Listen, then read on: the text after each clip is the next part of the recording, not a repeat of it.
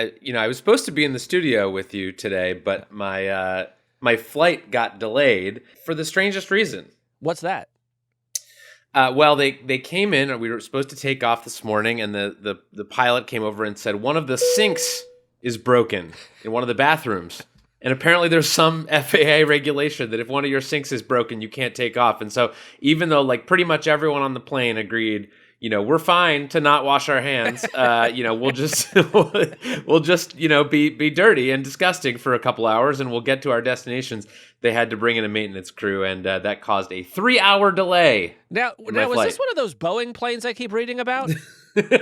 No, this was a small plane, actually. So this had nothing to do with Boeing, but they did say that they're being very careful with all the planes these days. So I guess that's a good thing, but it did mean that I had a delay and couldn't make it back to be in the studio with you. Well, due to a sink, our plans to record in person were sunk. Hey, let that sink in. Let that sink in.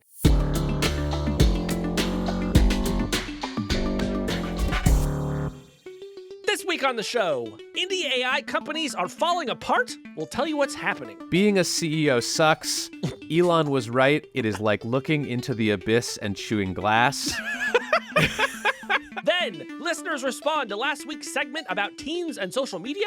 You'll hear from actual young people on the subject. I tried to make it clear in the email that I was writing at 1 a.m. I just reread it again. I was like, oh, wow, I was pissed. And finally, what's the deal with Shrimp Jesus? Shrimp Jesus. Oh, finally, we're talking about it. Casey, it has been a messy, dramatic week in the world of AI. And that's my favorite kind of week to have in AI, Kevin. Yes, we love a mess on this show. And we should talk about the mess because I think there's some pretty interesting things going on. For the last basically year and a half, the story of the AI industry has just kind of been a bunch of graphs that are all going up and to the right. Yeah. Everyone's raising money, everyone's making money, all the models are getting better. And now I think we're starting to see some cracks in the AI industry emerge. Yeah, the tide is going out, Kevin, and it's scooping up some companies that we've talked about on this very podcast. Yes. So this week, one AI company, Stability AI, this is the company that makes the Stable Diffusion image generator, announced that its CEO, Ahmad Mustaq, former Hard Fork guest, was resigning from the company. Mustaq said that his departure was because he wanted to spend more time pursuing decentralized AI. And this news caught a bunch of people by surprise. What did you make of it? Well, first of all, spending more time with decentralized AI is the new spending more time with your family. So families are out and decentralized AI is in. But look, this was a surprise, Kevin. Ahmad Mustaq was actually a guest on the 3rd episode of Hard Fork, and he made a really strong impression on us. And I think until Kara Swisher came on this show a few weeks ago, he was the single most confident person who'd ever been in the studio with us. It's true. He had all these stories about how he was going to use AI, and some of that sounds pretty silly in retrospect, but you have to remember he was a very important figure in the world of generative AI. I went to this party, back in late 2022, where, Stability AI was announcing that they had just raised $101 million, like a very large, first major funding round. And they were this buzzy, hot startup, and he was this buzzy, hot CEO. And they threw this huge party in the Exploratorium, and all these bigwigs from tech showed up. And it was just kind of like, it felt like an arrival of sorts. And so now, less than 2 years later, he's out, and this company, Stability AI, appears to actually be quite unstable, which leads me to my first point about this, which is, if you are going to name your company something that is going to look extremely funny in hindsight if it blows up, don't do that. Yeah. Do not name your company Stability AI if every time the company has problems, people are going to say something like, oh, they should have called it Instability AI. Do not do that. Don't name your company extremely profitable or totally solvent or definitely not a scam. Just go with some other name. That's right, Kevin. It'd be like if you wanted to start an AI company devoted to doing all of its research in the open and call it OpenAI and then move to a more closed model where you shared nothing. But who would that do would that? never happen. That would Be never real. happen. It would never happen. So I've talked to some people sort of in and around this situation. People say on some level what happened at Stability AI, what is happening at Stability AI is a pretty standard story. This is a company that raised a bunch of money. But ever since then, it seems to have been a pretty rocky road for the company. And maybe we should talk about some of the things that have happened to them. Yeah, so I think the main thing that was happening at Stability AI that was public was that executives kept leaving the company. And I would shout out Bloomberg, who over the past year has done a lot of great reporting on this subject. But at least 5 vice presidents left the company within the last year, including their head of audio, Ed Newton-Rex, who is no relation but has a great last name. He resigned in protest of how AI companies, including Stability, had been treating copyrighted data. Stability was sued by Getty Images for copyright infringement in both the United States and the United Kingdom. And so that's a lot of turmoil to have at a company in a single year. Yeah. So there have been this company, I would say, has been on the hot mess express for more than a year now. I mean, they've had lawsuits. One of the co-founders of the company sued Ahmad Mustaq, alleging that Ahmad basically, sort of cheated him out of his stake in the company. There have been all these departures that you talked about, and investors in the company have not been happy with Ahmad Mustaq for months now, in part because the company was just losing a lot of money and didn't really seem to have a business model. Ahmad Mustaq also was sort of accused of maybe fabricating or embellishing some of his credentials, claiming that he had degrees that he didn't have and whatnot. And so it has just been a very messy last year for Stability AI. Now, I did also talk to Ahmad Mustaq last night. Oh, very good. And he said, I'll just read you some of the texts he sent me. Yeah. So I asked him, why did you leave? And he said, being a CEO sucks. Elon was right. It is like looking into the abyss and chewing glass.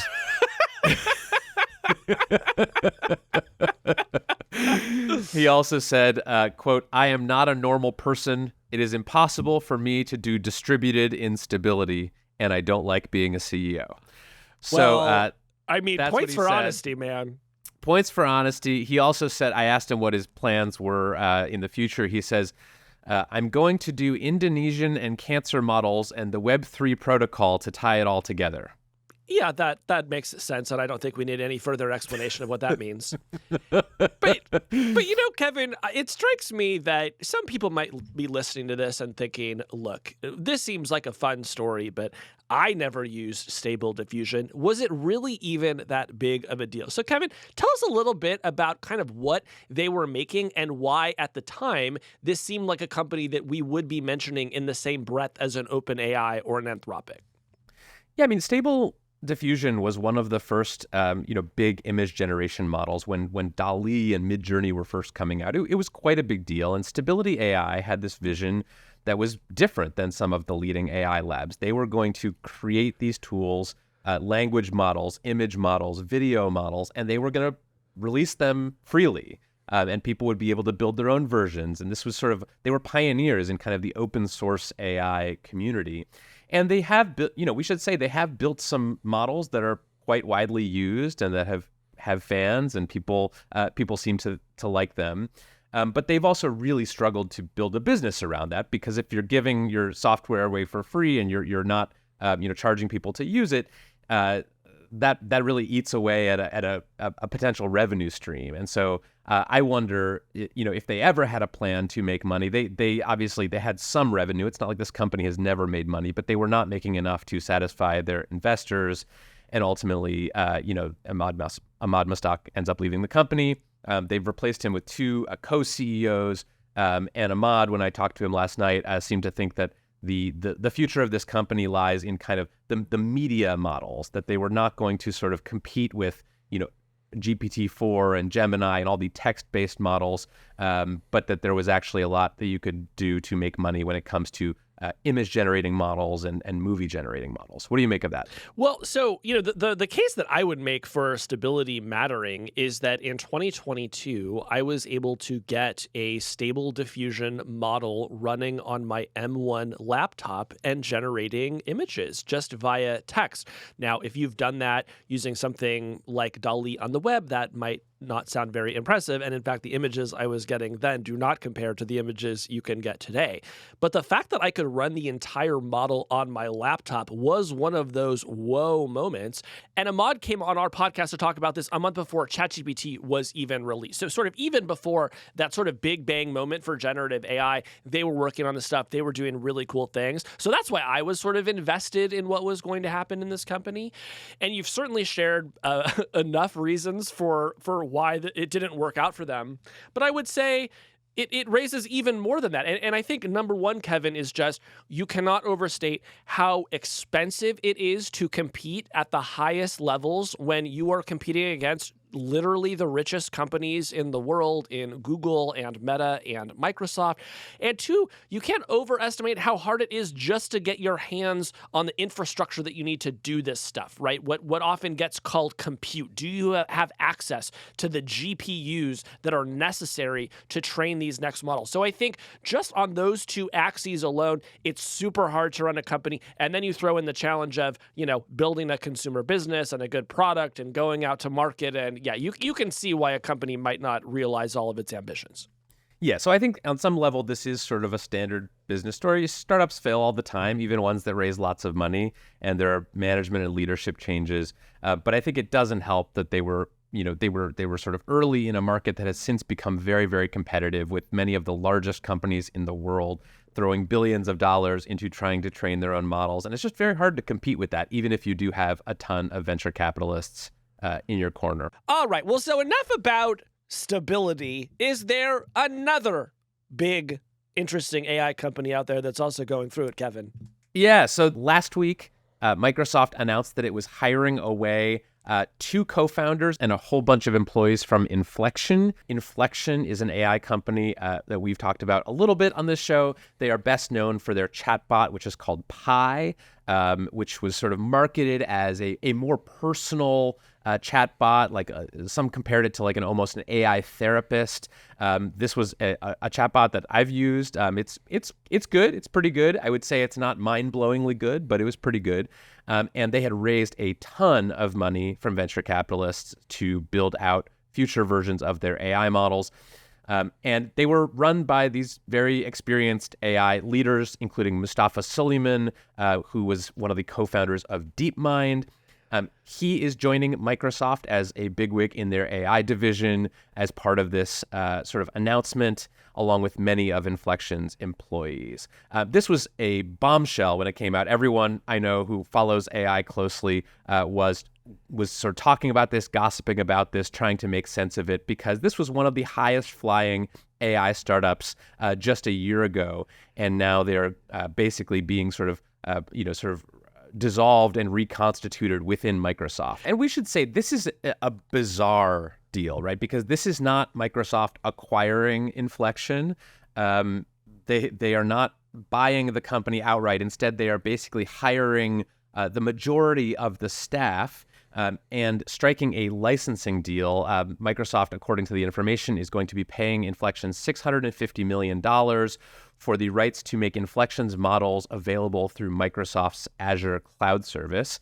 And Inflection reportedly has also agreed to use that money to pay back its investors, maybe the value of their original investment plus, a little bit more.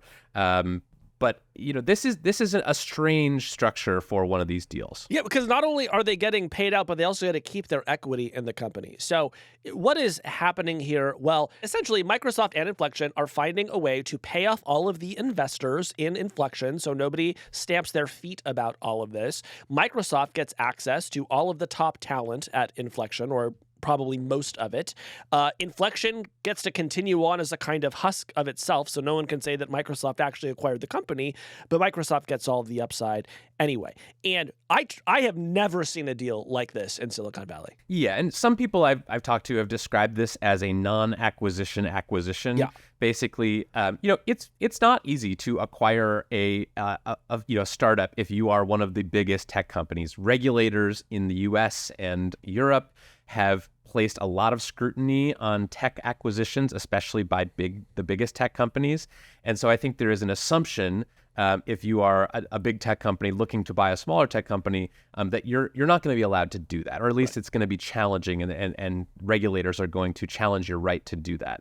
And so by structuring the deal this way, where it's like we're not acquiring the company, we're just hiring away the leadership and many of the top talent, and licensing their models, Microsoft gets to kind of dodge the regulatory scrutiny that it might be under if it tried to buy the company outright, which is very clever, and something that I expect if you're a regulator, you're looking at that and going like, we didn't think of that one. Yeah, it definitely feels like one of these like curses foiled again moments, right? Because, think about all of the really canny investments that Microsoft has been able to make in AI over the past few years. Most famously, they are hugely invested in OpenAI. When OpenAI started to fall apart last year, they basically swooped to the rescue and helped to ensure that Sam Altman returned to power and protect a very large investment in that company. And as Kevin, as I know you remember, one of the ideas at the time was that if they couldn't restore Sam Altman as CEO of OpenAI, they would basically put him in charge of AI at Microsoft.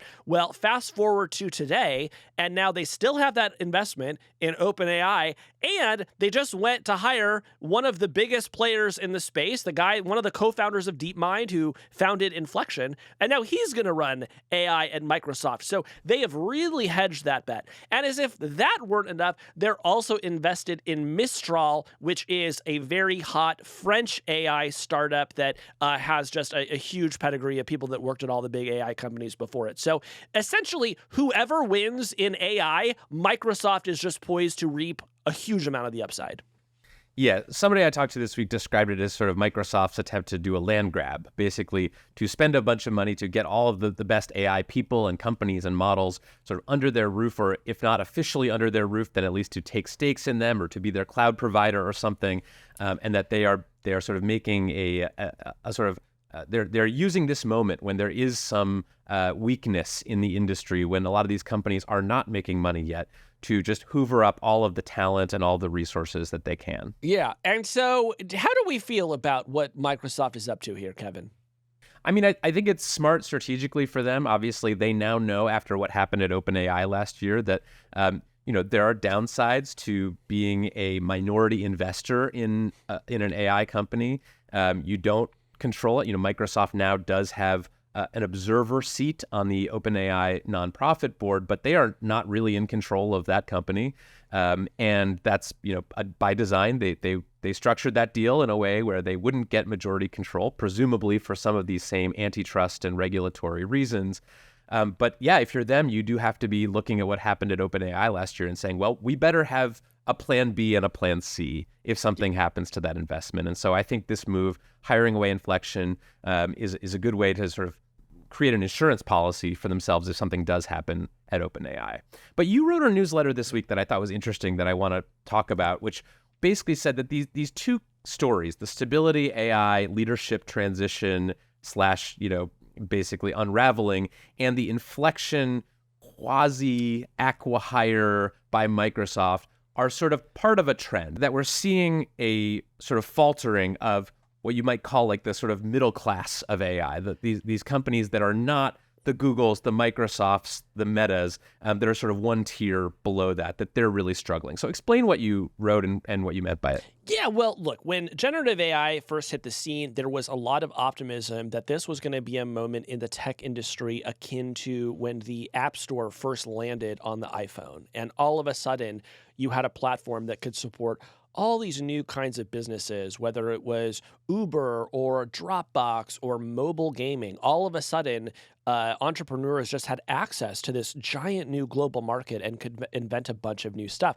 And I think there was some optimism at the start of the generative AI moment that this was going to be similar. And so you had all kinds of investors pouring billions of dollars into startups and lots of little teams leaving Google and Meta and other companies to start up their own businesses. And what I think we've started to see this month, Kevin, is the tide is starting to go out there. It is starting to dawn on some of these companies that the giants, in some cases, really are too big to fight against. The giants are the ones who have the money.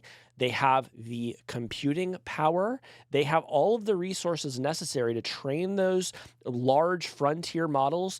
And they have the product chops and the distribution strategy to actually turn those into real businesses.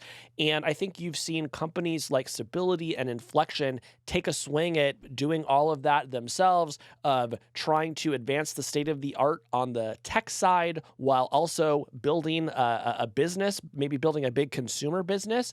And they are just not succeeding. So that, I think, is really notable, and it makes me a little sad. Why does it make you sad? Because I am somebody who wants there to be more smaller companies.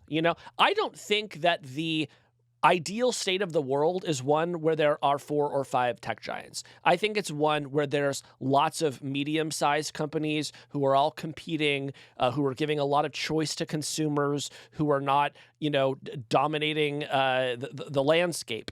And whenever I see Microsoft wind up in a situation like this, or, maybe Meta wind up in a situation like this, I just think, oh, well, so much for the chance that we had to unsettle the landscape. It looks like the new bosses are going to be the same as the old bosses. Yeah, I think that's right. And in this moment in AI really does remind me a little bit of the sort of moment maybe a decade ago where you had Uber, which was raising all this money and building this huge business.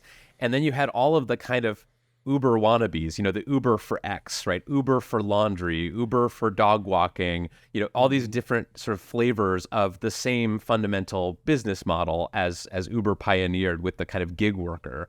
And you just had, investors lining up to just shower these startups with cash, thinking maybe this will be the next Uber, maybe this will be the thing that makes me, 100 times my original investment.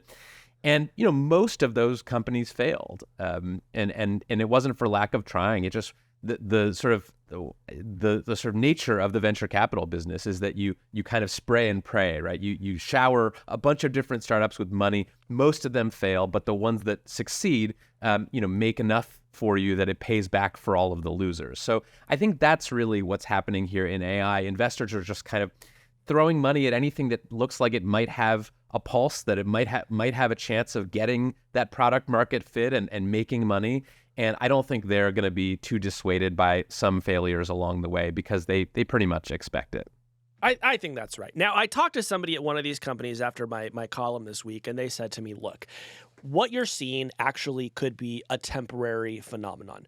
Right now, the key limiting factor in the ability to start a great AI company is access to computing resources. And that is a temporary phenomenon. Within, I don't know, a year, a couple of years, if you want to start your AI company, you're going to be able to get your hands on more of the chips and the computing power that you need. And that is when you're going to go and be able to build your great business. And so it may look like the giants are winning handily for the next year or so, but eventually you're going to see the challengers rise up again. Now, this argument may be a little self-serving. We're going to have to check back on this in a couple of years to see if it's true. But if you're looking for some sliver of optimism among the sort of great washing out of the indie AI companies, I leave that for you.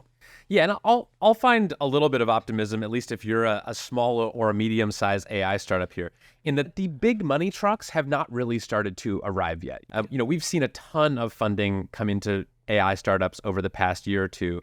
Amazon just this week finished another big investment, $4 billion in Anthropic. This week, my colleagues at the Times reported that the Saudi Arabian sort of sovereign wealth fund, the PIF, is considering raising a fund of $40 billion with the help of Andreessen Horowitz to invest in AI startups. $40 billion is a lot of money, even in the world of AI.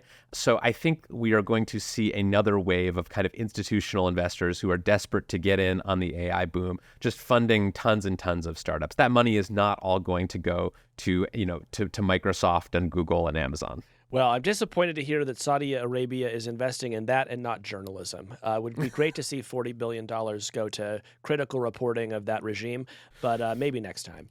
Maybe next time. Yeah. All right. Well, we'll keep tabs on the messes in AI, but I would say, what you're seeing, at least sort of the vibe that I'm picking up, is that people people don't think the party is over. They don't think the party is ending, but they do think that there is sort of going to be a little bit of a washout as some of these companies that raised a ton of money without very clear paths to profitability start getting tough questions from their investors about, well, what's your plan to actually make back our money? That's right. And in the meantime, if your AI company is falling apart, we'd love to hear from you. Email hardfork@nytimes.com. All right. When we come back, we'll hear from some of our listeners about our segment from last week with Johnathan Haidt about young people and smartphones.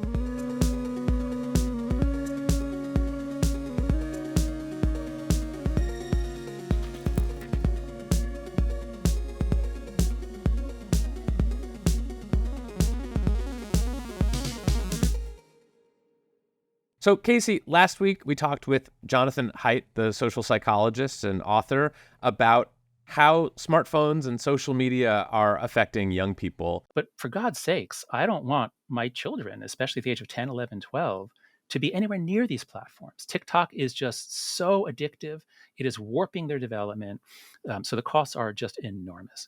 And I think it's safe to say it was one of our most polarizing segments we've ever aired on the show. Yeah, I mean, this is just one of those where everyone has a really deeply felt personal opinion. Some folks are convinced that social media really is the primary cause of the mental health crisis in young people. Others think it is a moral panic. And we really heard from all corners of that debate over the past week. Yeah, we always love to hear from our listeners. And I just thought some of these responses were so specific and so thoughtful that we should actually just go talk to them. We should call up our listeners, the people who wrote to us, and bring you their perspectives. Oh, and we should also just say, part of why we are talking about this subject is not just because it's something that people have strong feelings about or that we're getting older and we feel like the kids these days, are using their phones too much. This is a really active debate right now, and a real inflection point in the history of the internet. I mean, just this week, Ron DeSantis, the governor of Florida, signed a new bill into law that would prohibit kids under 14 from creating social media accounts. There are other laws around the country that are making their way through state legislatures with similar things in them. This is a really, really important debate right now and an ongoing policy discussion. So I really want to hear from our listeners, from young people especially, about how they're thinking about this question.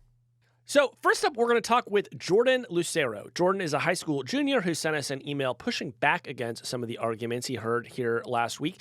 In his own words, he is addicted to his phone, but as a gay student, he is skeptical that taking away his smartphone in school would improve his own experience. So let's bring Jordan here. Hey, guys. Jordan! Hi. It's an honor to be here. Jordan! I'm good. Hello. Hi. What's going on? I just got out of class. And how was class today? It was good. We watched a movie, so we didn't do anything. That's what I like to hear about the American education system is why read a book or write anything when you could just enjoy the finest of what Hollywood has to offer.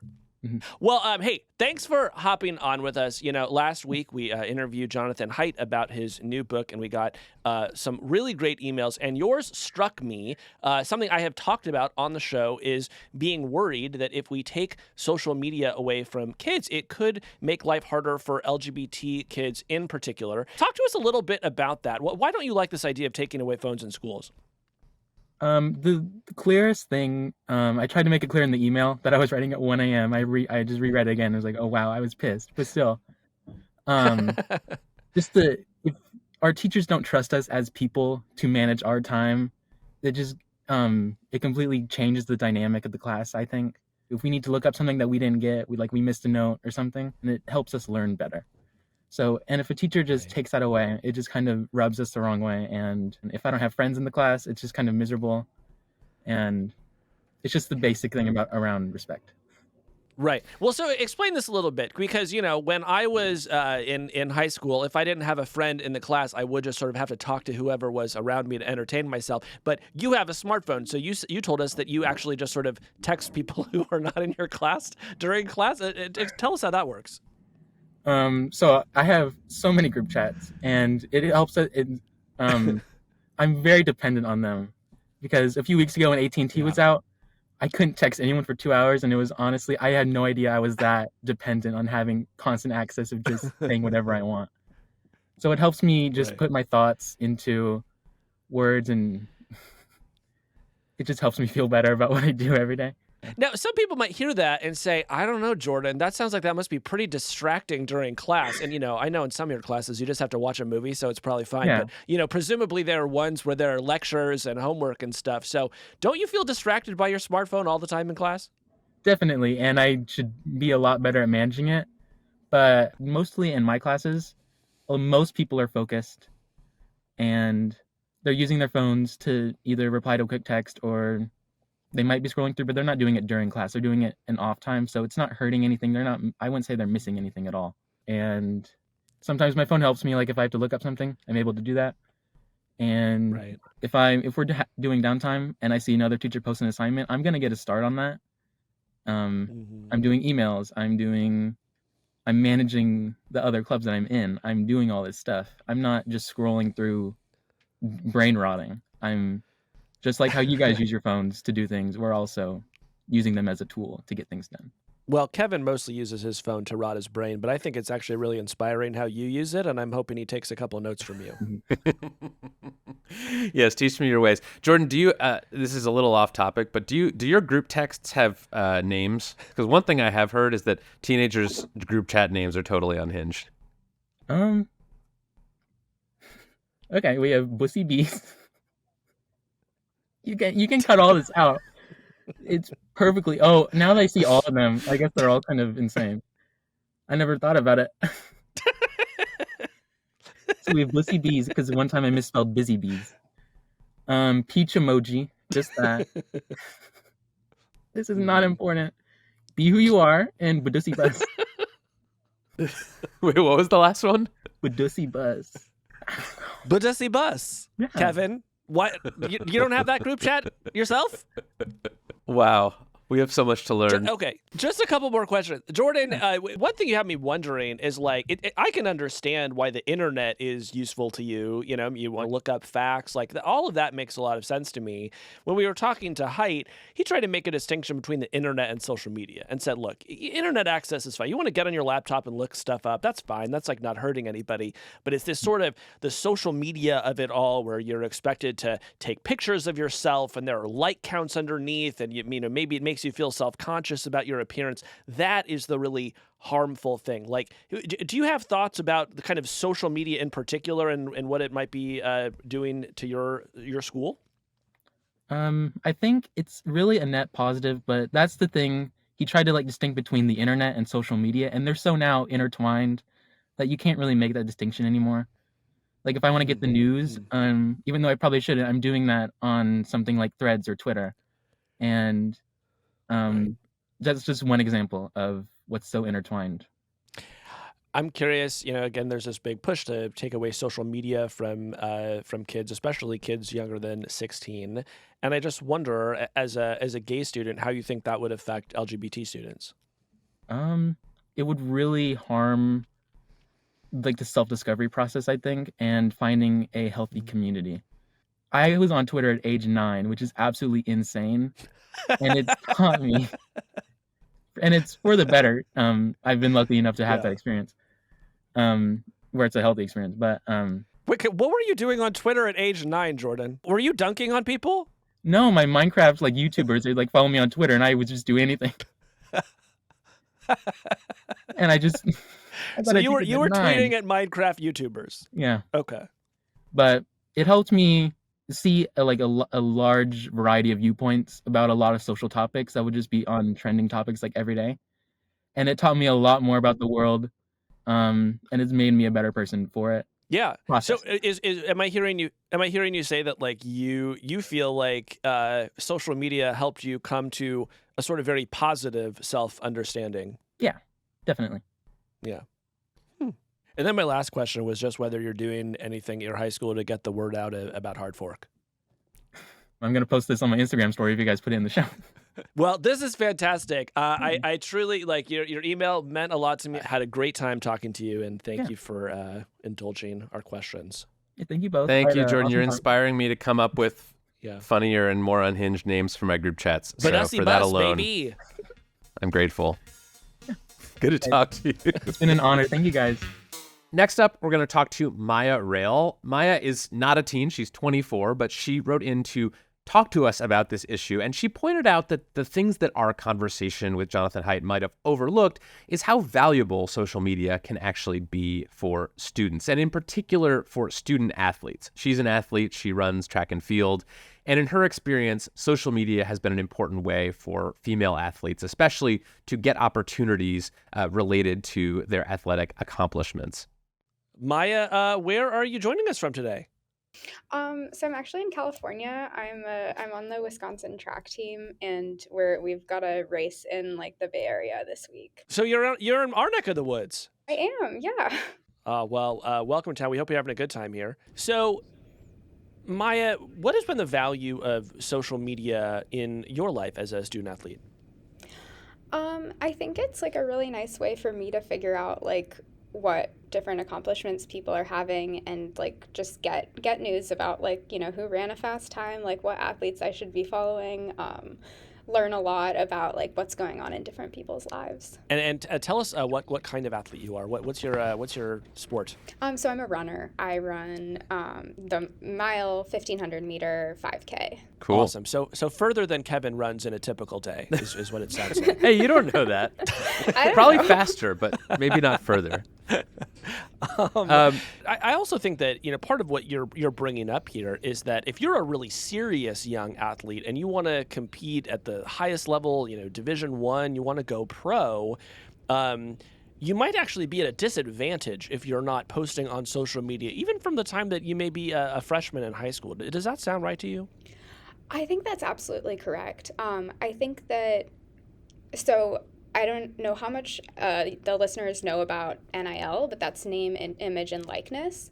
And it's this alternative way that student athletes can harness the power of social media in order to get paid by businesses without.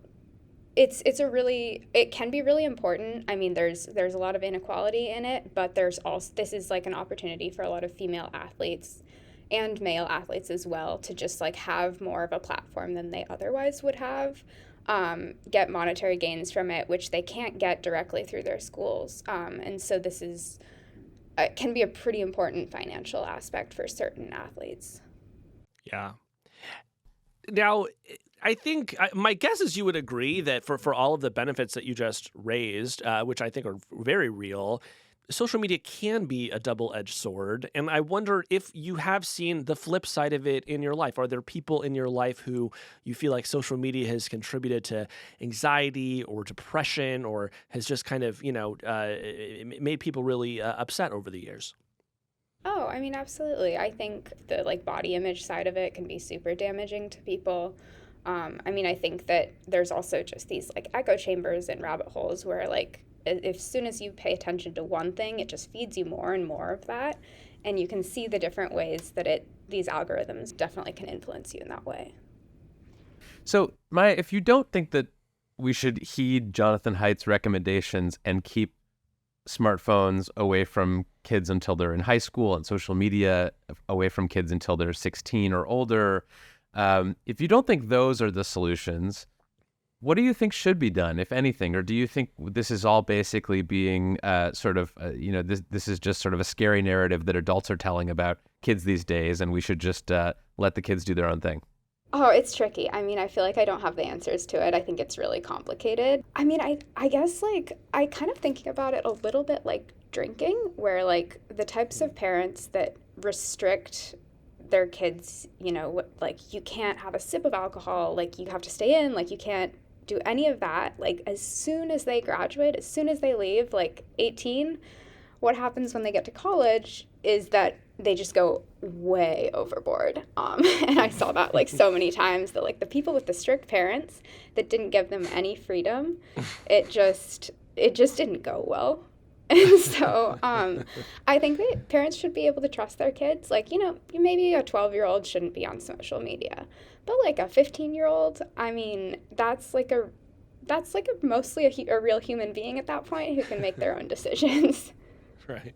Yeah, somebody else who wrote to us this week pointed out that, we don't let kids younger than 16 drive in most states, but you can get your temporary permit. There's sort of there's a sort of ramp for you to like gradually learn how to drive and be given more and more responsibility. And then when you're 16, you sort of get the whole thing. So maybe that's what we need, is some kind of like, training wheels for for people who are, they're sort of 14 or 15. Maybe they're not ready for the full social media, but they can get their learner's permit.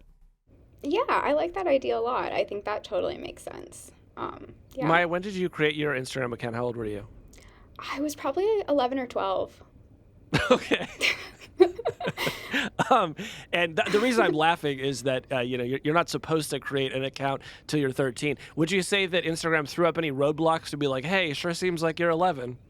Oh, I mean, I knew that I had to be 13 or something. Yeah. I just lied about my birthday. Literally everyone in my class did that. So your whole class is 11, and they're on Instagram, and they're posting photos and collecting likes in I guess this would be the sort of 6th grade. Yeah. Yeah. Okay. I have to go lie down now.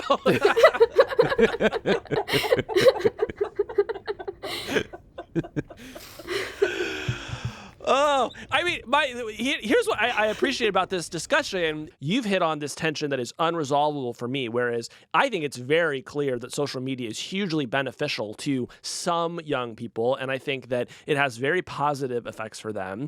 And I also think that social media has really negative effects for some group of people. And I don't know exactly how large the different groups of people are, but the area where I struggle is, how do we design a policy or a set of policies or systems to sort of ensure that we get the most good out of this for the most number of people while minimizing the harms? And I truly don't know how to do that.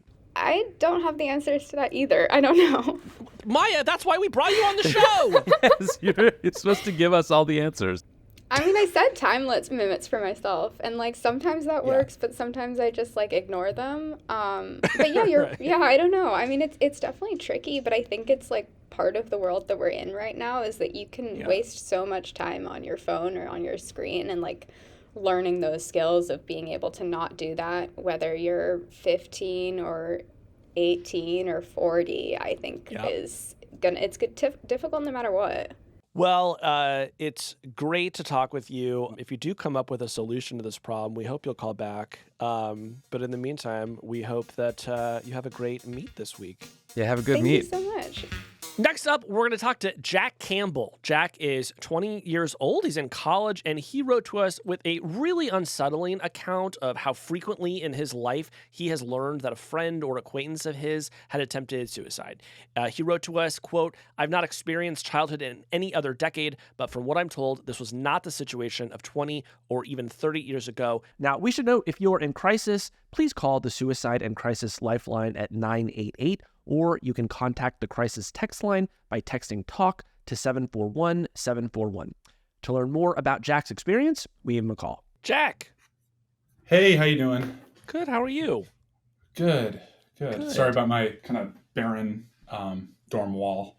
That's okay. I actually find it more attractive than our studio, which was designed by professionals. Where do you go to school? William and Mary. Oh, very cool. In Virginia. Very cool. And this is your dorm room that we're catching you in? Yeah.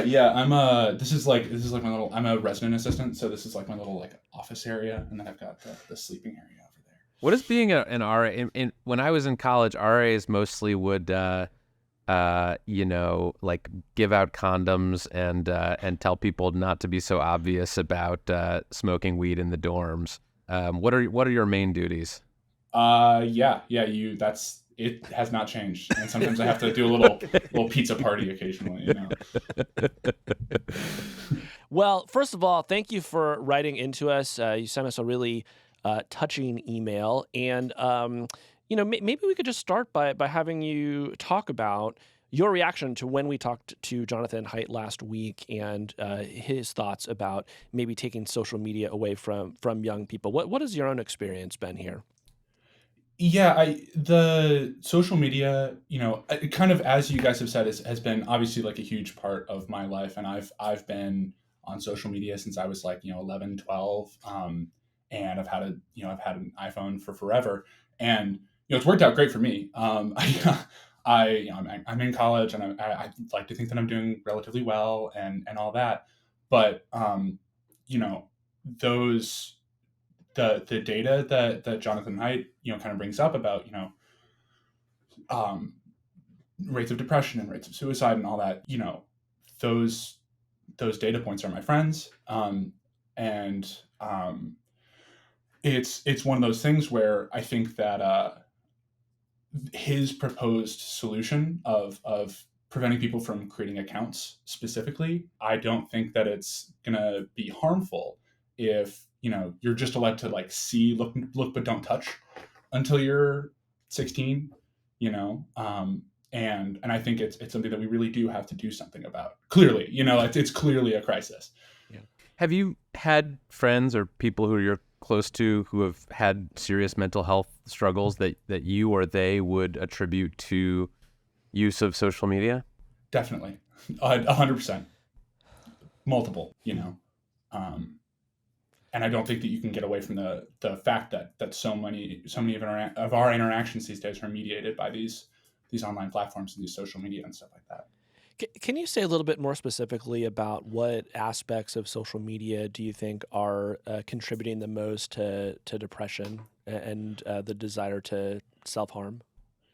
I think when you have, timed photos and, snap map, you really want to know, are kids having a party without you? You can see them on a map. They're all hanging out together, and I'm at home, and that's, and all you can do is just like watch them drive around. And it's very much the case that you get on Instagram and, everyone else is, they're at events. Even if you're at some of these events, just the fact that there are events that you're not at, you get into that kind of like self-comparison mode. Jack, you mentioned that you've had social media basically your whole childhood or your whole adolescence, and that you feel like it's worked out pretty well for you, even though you do know lots of people for whom it has not worked out well. Do you think there's something different about the way that you use social media versus some of your friends, or is it just kind of luck? I think a lot of it is luck. I think I can't deny the fact that I'm male. And the statistics don't look nearly as bad for us. But no, I don't necessarily think that anything was really different about the way that I used social media in comparison to my friends. Do you think the idea of not letting kids have social media accounts until they're 16 would be like popular among your friend group, or do you think you're more of an outlier? I don't think I'm that much of an outlier. I think that would be, I think Johnathan really hits the nail on the head, where if it's kind of a collective action problem, I think that's going to be a reasonably popular thing among people of my generation. I mean, Johnathan Haidt said that, he asked his students, how many of you wish TikTok were never invented? And like most of the hands in the room go up. Like, would you be one of those hands? Yeah, I go through periods where I'll just like delete TikTok because I need to like do homework occasionally. My girlfriend, she really actually kind of struggles with this. Is she tries to delete Instagram. She's cut it down to Instagram Saturdays, and then every so often she'll re-download it on a Tuesday, and it really sucks for her. She gets really distraught about it. It really is. I think this is such an important point because I talk to the folks over at Meta and Instagram a lot, and they push back really hard on me when we talk about this stuff, and they say, Casey, like you're falling prey to this moral panic, and this is just sort of comic books and heavy metal and video games all over again. But like when you talk to the kids who are reading the comic books and listening to the heavy metal and playing the video games, like none of them were saying, take this away from me, it's too dangerous. Or like I have to set aside 5 days a week where I can't even look at this thing and I'm going to feel distraught in the days in between. There is some emotional level that this stuff really scares a lot of people, and it causes them a lot of grief. And that is something that I just think that the platforms are really refusing to reckon with. I completely agree. Well, thank you so much for joining us. Like your email was great, and you're incredibly thoughtful, and really appreciate your perspective on all of this. Thank you guys so much. Thank you, really. I really appreciate it. Jack, thank you so much. And your mustache is so cool. It's so cool. funny. I called my dad this morning. I was like, should I shave it? Like, we also got a lot of emails and social media posts from teachers, people who work in schools and see up close the effects that technology is having on young people every day. And so we're going to hop on a chat with Brendan Kelley. Brendan is a teacher. He's been a teacher for more than 20 years. He currently works at a high school in Richardson, Texas as a digital coach. And he wrote in with some observations about how he sees smartphones and social media affecting his students. Brendan, how are you? Hey, how's it going? Good. Where are we catching you today? All right, so I am at school. I'm at J.J. Pierce High School here in Richardson, Texas. And what do you teach? So I am a digital coach, and what I do is I actually have a small group of elite students who we will meet with teachers, and we'll just help them with lesson plans, help them integrate technology into their lessons. Sounds very relevant to the subject we're going to be discussing today. Brendan, after our episode last week, you sent in this story over email that really unsettled me. You said that when you give a state test, you have to keep the classroom quiet after the last student turns in their test. And before iPhones, you hated that because it was impossible to keep kids from talking to each other, even if they weren't friends. But now that iPhones exist, there is apparently just an eerie silence that fills the room. So talk to us about kind of classrooms before and after smartphones. Yeah, for sure. So that is absolutely right. And the deal is that before iPhones and before social media, I would hate when that last test would come in, because then that means that I would have to really, really struggle to keep these whispers down. And these are kids, like 30 kids who kind of know each other, kind of not. But it would be a real struggle to keep it just from erupting into just a whole bunch of talking. However, now it's super easy. And that's not because they have their phones and they're just like absorbed in their phones. They still have their phones like away in their backpacks.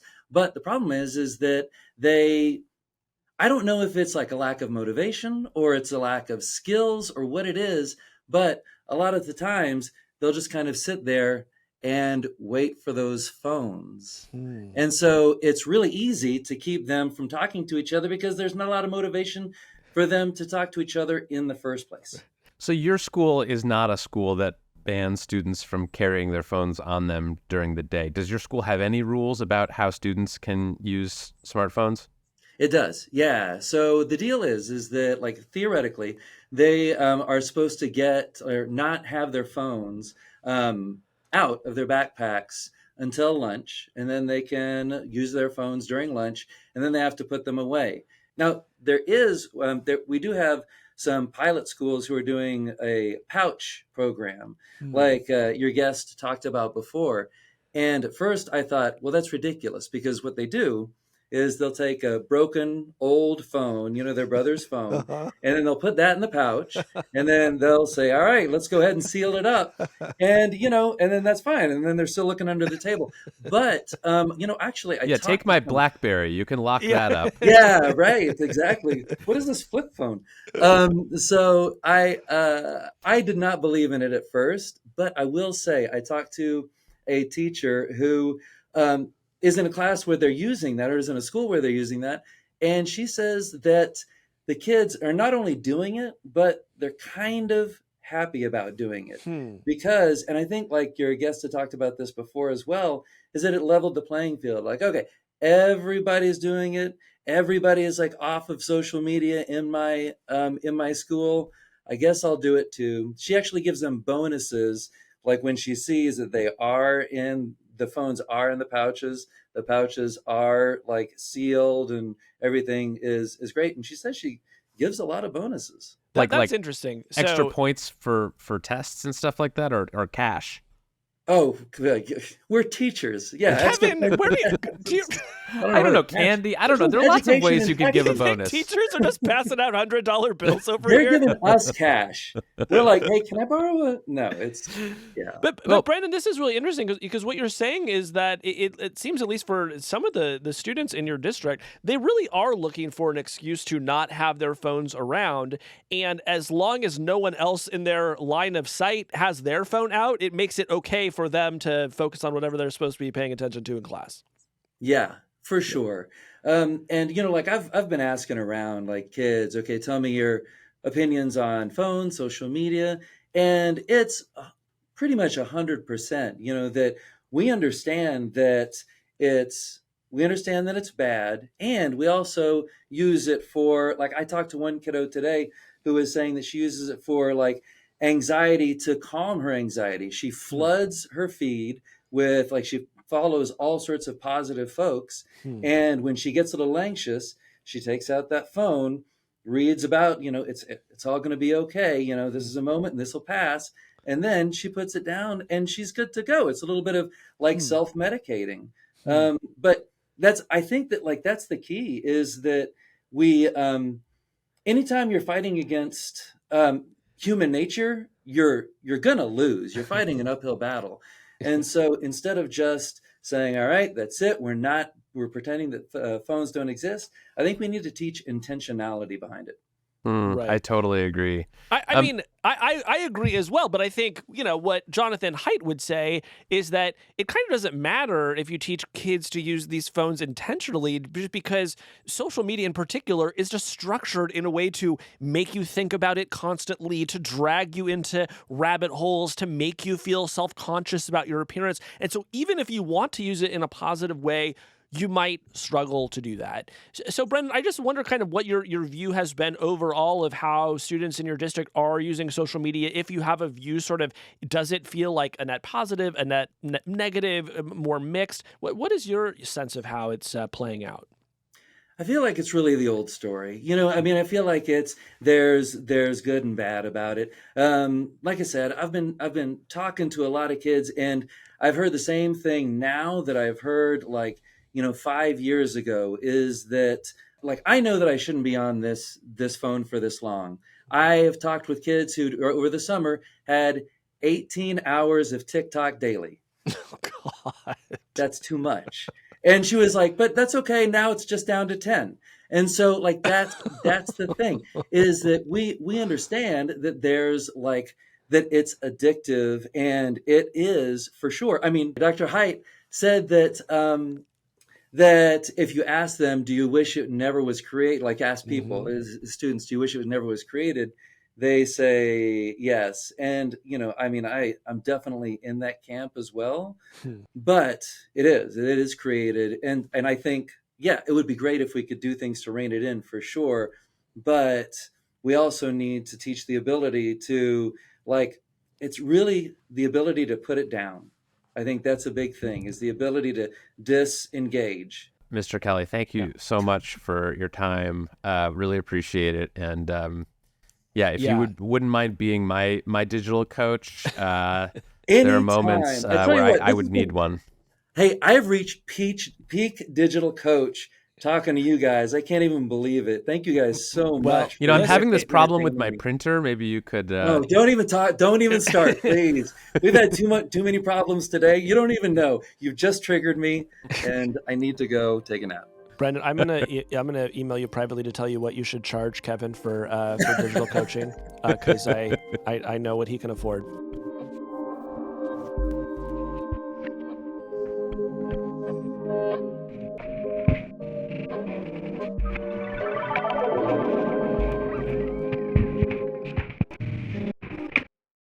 All right, Casey, today I really wanted to finish the episode by talking about Shrimp Jesus. Oh, finally, we're talking about it. So for those of you who are not brain poisoned like us, Shrimp Jesus, it refers to an image that went viral on Facebook recently that has kind of become kind of a stand-in for lots of people's concerns about what AI-generated content is going to do to our online media ecosystem.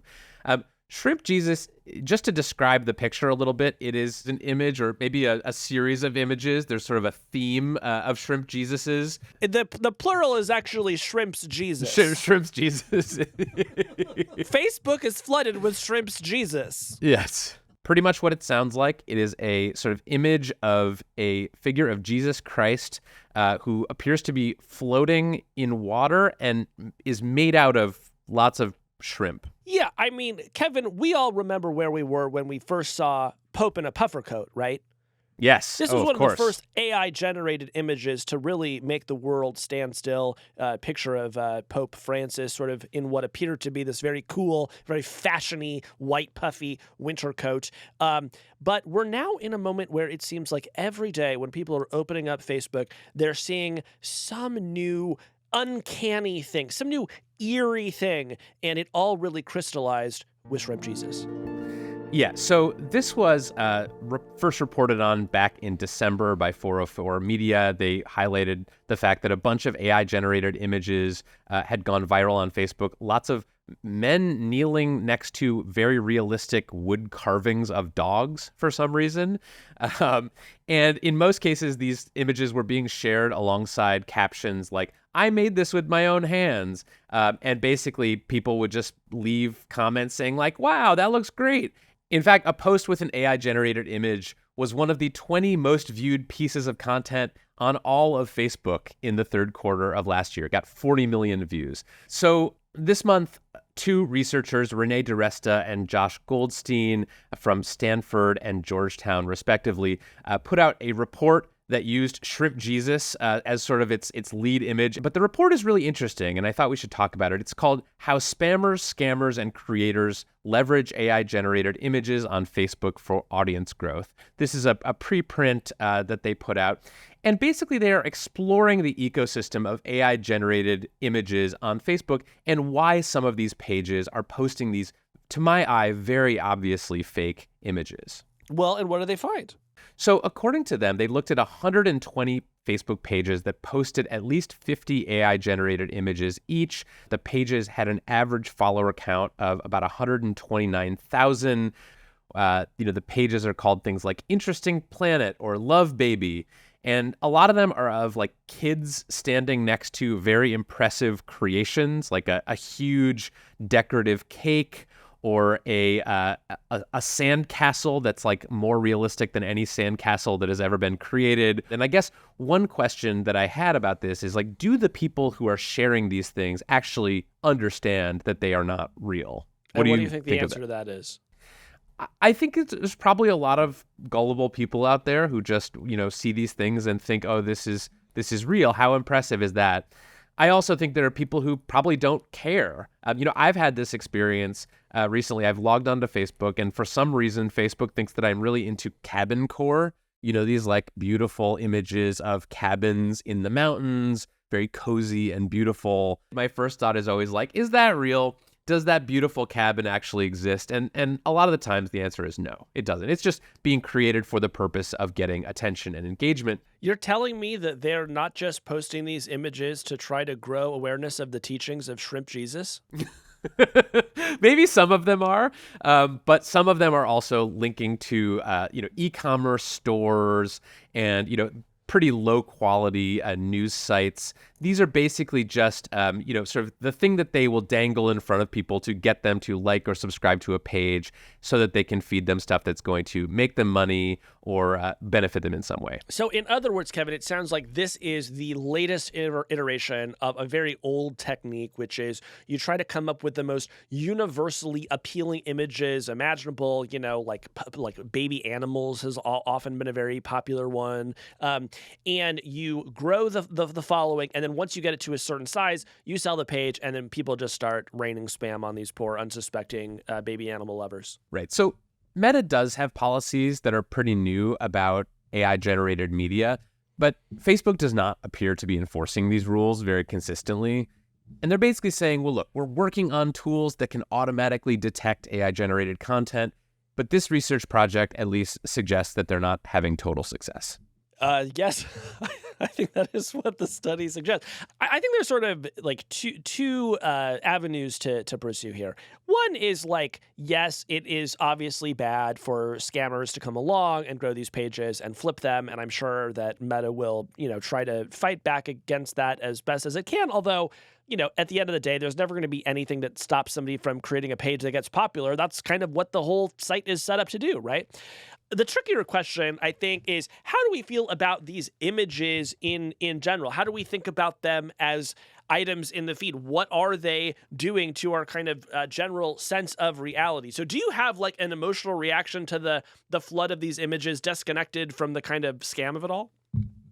I do. And in part, that's because, we now have seen reports that a lot of the people who are sort of being served these images are older people, are seniors, are people who, maybe aren't the most sophisticated and discerning consumers of online media, and who may actually be thinking that these things are real. And look, the stakes are not existential here. We're not talking about political misinformation, but I think this is a good sort of proof of concept for how something like political misinformation could take off. I mean, I saw on Facebook recently, someone posted this AI generated image of this basically this underground city underneath the Capitol. Have you seen this one? Yes. So this is clearly fake. There is no underground city beneath the Capitol, but this is the kind of thing that conspiracy theorists have been talking about for years. There are these secret tunnels that allow, members of Congress to traffic children, and they're located under the National Mall, things like that. And look, you could look at something like Shrimp Jesus and say, wow, this is really funny and kind of harmless that these pages are duping people with these AI-generated images. But it's a very short hop from where we are now with Shrimp Jesus to something that actually does catch fire and does mislead a lot of people about something important that is maybe related to the election. That's kind of where I come down on it, is that, bit by bit, people are learning not to trust their eyes anymore. And this is really kind of the place where it starts. You were just browsing your Facebook feed. You thought you saw a cool dude who whittled a hyper realistic version of his dog, and you thought that's the coolest thing I've ever seen, and you shared it, and then eventually someone pops up in your comments and says, hey dummy, that's a fake. And that's only going to have to happen to you a few times before it just doesn't matter what you see in your feed. You are going to stop believing your own eyes. And so while I don't want to over dramatize this, because this is mostly just a funny story, there is a double edge to this, and it is going to bite us, I think. Yeah. I also think this is just a pretty predictable result of sort of two things that have happened. One is the just, absolute proliferation of these tools for generating fake images, and the fact that it's very hard to use technology to detect these images. It's not impossible in some cases, and Facebook and Meta have said that they're building tools that will allow them to automatically detect this stuff, but it's never going to be perfect. They're never going to be able to catch everything. And at least so far, it doesn't seem like they're trying all that hard. But I also think this is what happens when you deprioritize news on a platform. We've talked about on the show that Facebook for years now has been saying, we're going to show people less news in their Facebook feeds because they don't want the blowback. They don't feel like they can, responsibly serve that content to people. They don't think that, their users want as much news in their feeds. But when you actually deprioritize news, in my opinion, what happens is that you don't actually get less news. You just get more Shrimp Jesuses. You get more people who are sharing dubious things that maybe look like news. Maybe they have a link to some site that maybe looks like a news site. People are still interested in what's going on in the world, but if you deprioritize news from trusted publishers, you will just get a lot more of this schlocky AI-generated garbage. I think that's right, Kevin, and that's why I'm actually excited to announce my new venture, which I think is going to get around this problem and sort of kill two birds with one stone. Starting later next month, I will be debuting on Facebook the Shrimp Jesus Gazette, a sort of newsy diary of all things Shrimp Jesus. And my hope is that will entertain boomers for days to come, while also, feeding them a little bit of their vegetables, and we'll give them the top headlines from around the world. So wish me luck as I launch the Shrimp Jesus Gazette on Facebook. I love it. Do you think this is actually a risk for Meta at all? Like, their whole sort of reason for existence for years has been to tell you what is actually happening with your friends, with your neighbors, with people in your community, and with the world at large. If it just starts being sort of a dumping ground for all of these AI-generated images and these sort of scammy and spammy attempts to sort of use engagement bait to get people's attention and redirect them somewhere else, do you think ultimately people will be turned off their products as a whole? I mean, it doesn't have to be, right? Because as you note, they have policies that are designed to flag this stuff. And I think as long as people know that what they're looking at is AI generated, it's fine. In fact, I follow an account on Instagram that just makes these wonderful creations out of AI. And I love looking at it. I mean, it's really weird stuff. It's, I would say, a bit more sophisticated than Shrimp Jesus. But there's nothing wrong with just being creative online. I think where you get into trouble is when you don't enforce the policies you have and it starts to kind of erode that sense of reality. But look, if you're asking me, do I think that there should be actual high quality news in news feeds on Facebook and elsewhere? Yes, I always have. Yeah. So we'll keep tabs on Shrimp Jesus and other AI-generated images. By the way, do you know what you call Shrimp Jesus and his followers? What's that? A shrimp cocktail. Come on.